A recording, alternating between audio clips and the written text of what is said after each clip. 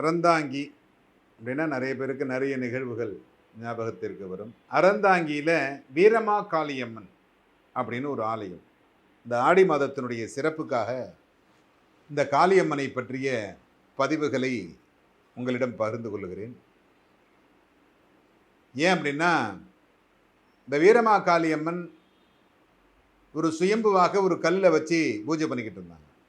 இப்படி பூஜை பண்ணிக்கிட்டு இருக்கிற பொழுது இது பக்கத்தில் இருக்கக்கூடிய கிராமங்களுக்கு 10-20 கிராமங்களுக்கு இதுதான் குலதெய்வம்.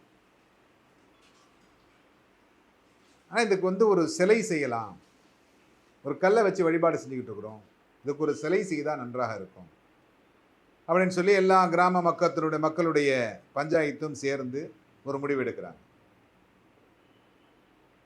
உடனே சிலை செய்வதற்கான சபதி வரவழைக்கப்படுகிறார். சிலை செதுக்கப்படுகிறது.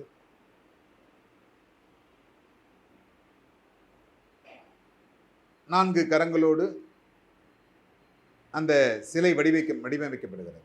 அப்போ அதில் ஒரு விரல் விண்ணப்பட்டு விடுகிறது. என்னடா இது ஆரம்பிக்கிற பொழுது இப்படி இருக்கு அப்படின்னு சொல்லி சபதியார் வருத்தப்பட்டு கொண்டிருக்கிற பொழுது, அன்றைய தினம் அர்ச்சகருடைய கனவில் அந்த அன்னை தோன்றுகிறார். தோன்றி, முன்பே நான் பூமியில் மறைந்து வாழ்ந்து கொண்டிருக்கிறேன், அதனால் எனக்கு இன்னொரு சிலை தேவையில்லை, நீங்கள் அதை தேடி கண்டுபிடிப்பதற்கு வழி சொல்கிறேன். ஒரு ஆட்டை கோயிலிருந்து குளிப்பாட்டி பூஜை பண்ணி அனுப்புங்க, அது எங்கே போய் படுக்குதோ அந்த இடத்த தோண்டிங்கன்னா அந்த இடத்துல சிலை இருக்கும்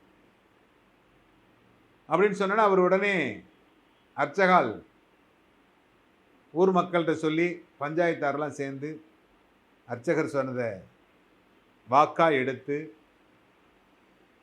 உடனே ஒரு ஆடை முறை பிரகாரம் பூஜைகள் செய்து அனுப்புகிறார்கள்.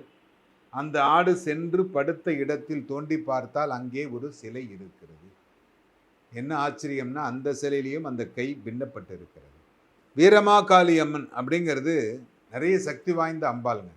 இந்த அம்பாள் நிறைய விதங்களில் நிறைய இடங்களில் என்னுடைய அனுபவத்தில் பார்த்திருக்கிறேன்.